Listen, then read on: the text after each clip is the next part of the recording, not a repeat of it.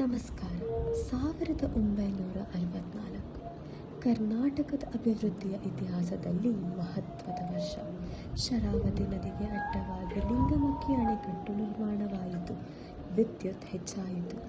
ಆದರೆ ಅದರ ಹಿಂದೆ ಮತ್ತೊಂದು ಕಥೆ ಇತ್ತು. ಜಲಾಶಯ ತುಂಬುತ್ತಿದ್ದಂತೆ ಅನೇಕ ಗ್ರಾಮಗಳು ನೀರಿನಡಿಗೆ ಹೋದವು. ಮನೆಗಳು ಮುಳುಗಿದವು. ಜನರು ತಮ್ಮ ಊರನ್ನು ಬಿಟ್ಟು ಹೊರಡಬೇಕಾಯಿತು. ಸರ್ಕಾರದ ದಾಖಲೆಗಳಲ್ಲಿ ಅದು ಕೇವಲ ಸ್ಥಳಾಂತರ, ಆದರೆ ಅವರಿಗೆ ಅದು ಒಂದು ಜೀವನವನ್ನು ಹಿಂದೆ ಬಿಟ್ಟು ಬರುವ ಕ್ಷಣ. ಇದೇ ನೋವಿನ ಹಿನ್ನೆಲೆಯಲ್ಲಿ ಹುಟ್ಟಿದ್ದ ಕೃತಿ ದ್ವೀಪ.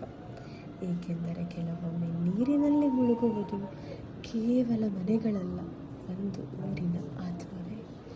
ಮತ್ತು ಉಳಿಯುವ ಪ್ರಶ್ನೆ ಒಂದೇ: ಒಂದನ್ನು ಮುಳುಗಿಸದೆ ಇನ್ನೊಂದನ್ನು ಬೆಳೆಸಕ್ಕೆ ಆಗಲ್ವೇ?